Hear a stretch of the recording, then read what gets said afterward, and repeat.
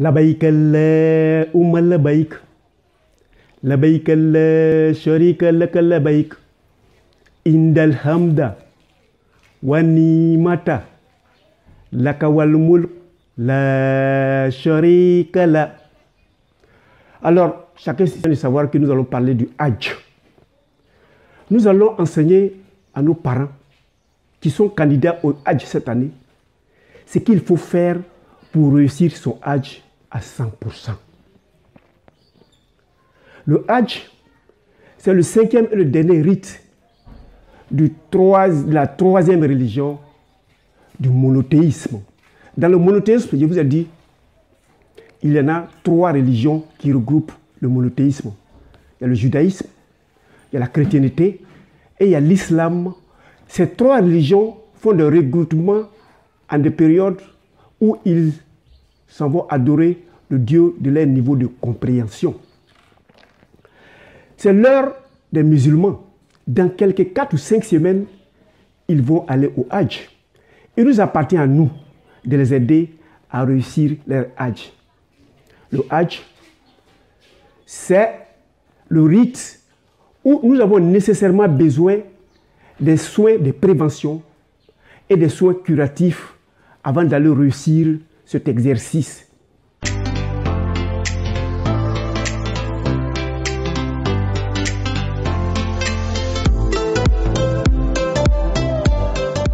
Bienvenue à Objectif Santé. La chaîne qui vous permet de connaître et de reconnaître toutes les maladies courantes, les modes de contamination, le protocole thérapeutique naturel et surtout comment faire pour vivre heureux au milieu de toutes ces maladies qui sont en train de s'attaquer à notre planète. Je suis Docteur Nature. Je m'en vais vous faire découvrir la médecine qui vous permettra d'aller au Hajj, d'exécuter votre Hajj et de revenir sain et sauf. Et surtout, de réussir ce Hajj. Et nous avons aussi des aliments, médicaments qui, lorsque vous prenez, vous permettent de rester dans le total de votre santé pendant tous vos séjours en train de faire le Hajj.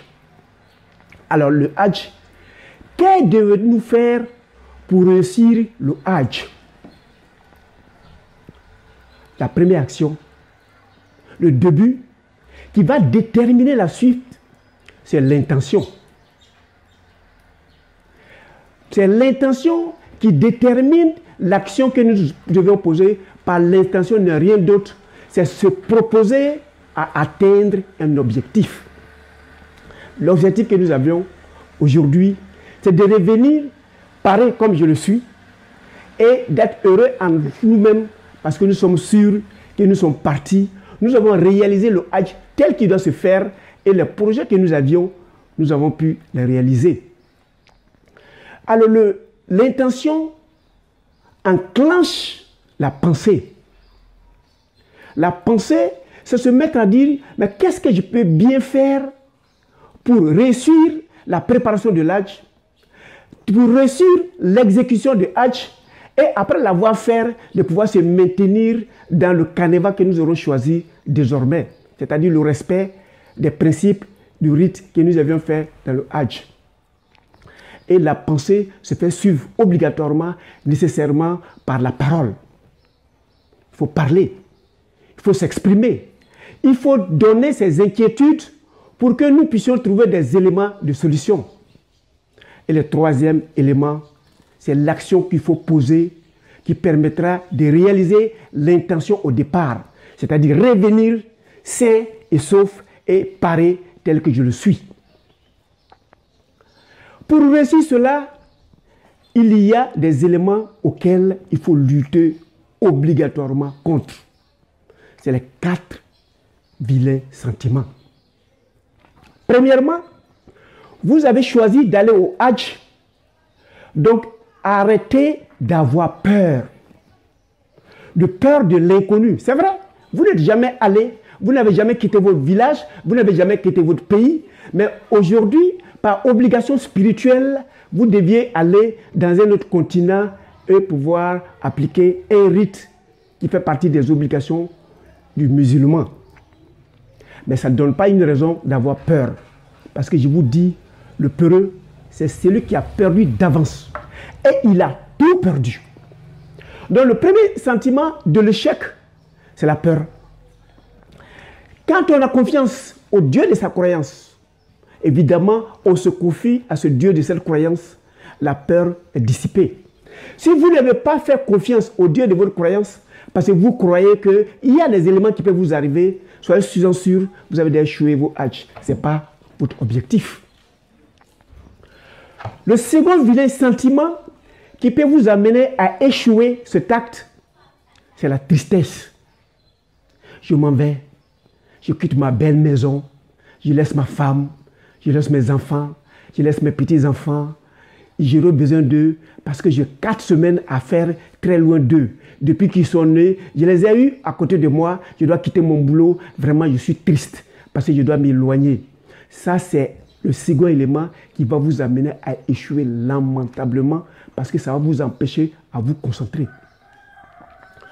Troisième facteur qui peut faire que vous allez échouer votre hajj, c'est la joie excessive. Vous êtes heureux.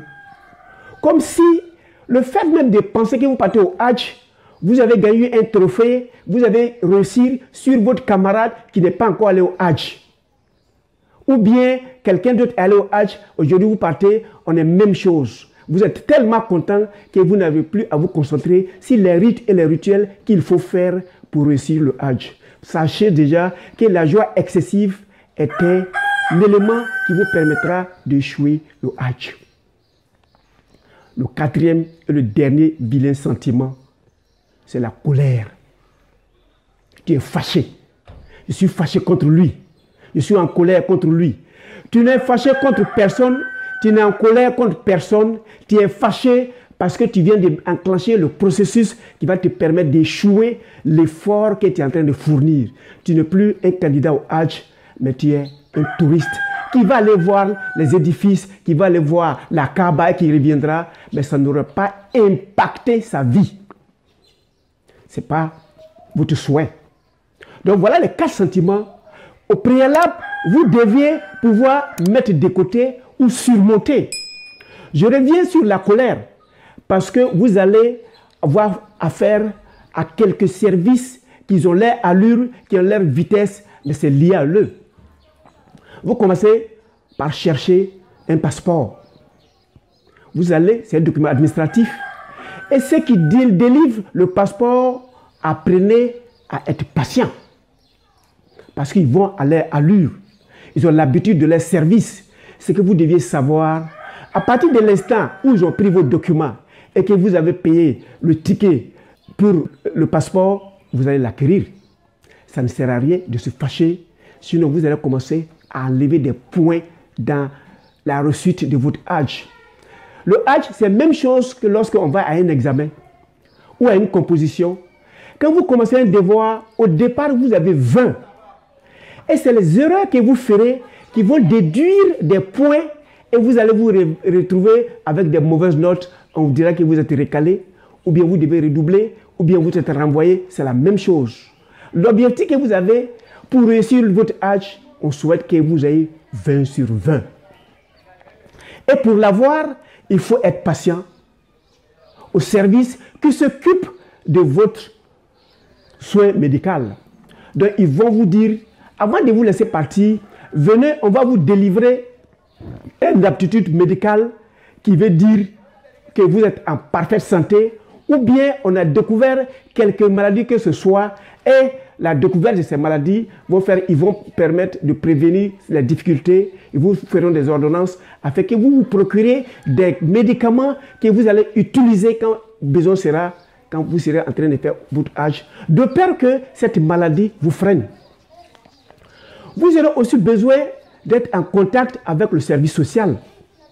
C'est ceux-là qui vont vous aider à régler vos problèmes d'échange, vos problèmes d'aller acheter les moutons, vos problèmes d'aller dans le bureau, vos problèmes d'aller à la banque.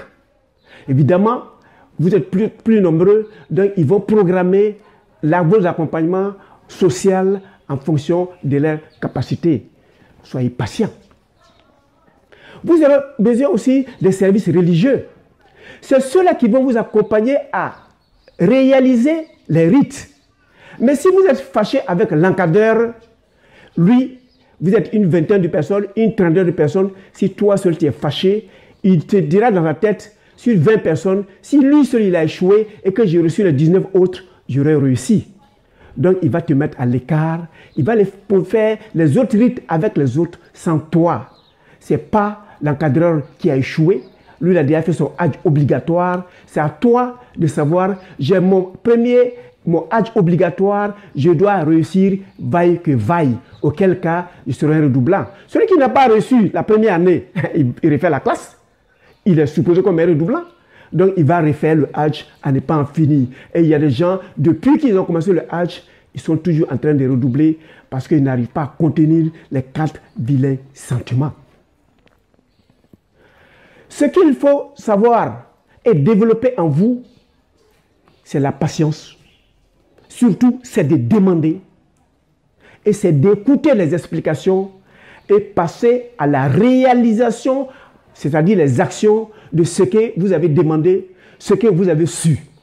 Et ce n'est qu'en ce sens-là que votre intention, que je pense que vous avez déjà pris, quand vous serez dans l'avion en train de revenir dans vos différents pays, au milieu de vos seins, vous direz, j'ai réussi mon Hajj. Physiquement, on sera capable de le voir. Spirituellement, tu es heureux parce qu'en toi-même, tu as pu développer en toi la patience. Tu as pu éloigner les 4 vilains sentiments qui sont la peur, qui sont la tristesse, qui sont la joie excessive et surtout la colère. Alors, en 4 ou 5 vidéos, nous allons vous dire ce qu'il faut faire exactement pour réussir le Hajj.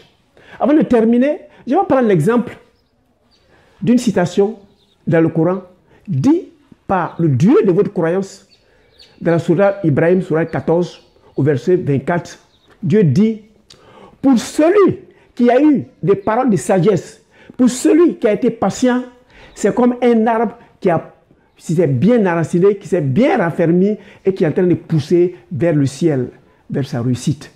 Je souhaite que chacun de vous réussisse le Hajj. Et le premier acte, l'intention, va enclencher la trilogie entre ce que vous pensez, ce que vous dites et ce que vous faites. Si vous arrivez à trouver le triangle équilatéral entre votre pensée, votre parole et votre action, vous partirez sain et sauf, vous réussirez vos actions et vous reviendrez très heureux parce que vous allez changer de vie, vous allez changer de conception. La pensée aura impacté votre vie. Alors pour ceux qui viennent de me découvrir pour la première fois, je vous demande de cliquer sur s'abonner et sur la cloche afin que vous ayez l'information de l'apparition de la seconde vidéo où nous parlerons de l'importance de l'aptitude médicale. Et quels sont les 3 éléments qui composent cette aptitude médicale. Je souhaiterais aussi de cliquer sur liker pour m'encourager dans l'action. Et surtout, j'ai besoin de vos commentaires qui me permettra de me parfaire afin de donner le meilleur de moi-même. Et pour ceux qui ont des préoccupations liées à eux, ils peuvent cliquer sur mon lien WhatsApp, ils vont écrire et je vais répondre avec beaucoup d'intérêt. En attendant que nous nous voyons pour la prochaine vidéo, je vous souhaite excellent Hajj, beaucoup de courage, beaucoup de patience et portez-vous bien.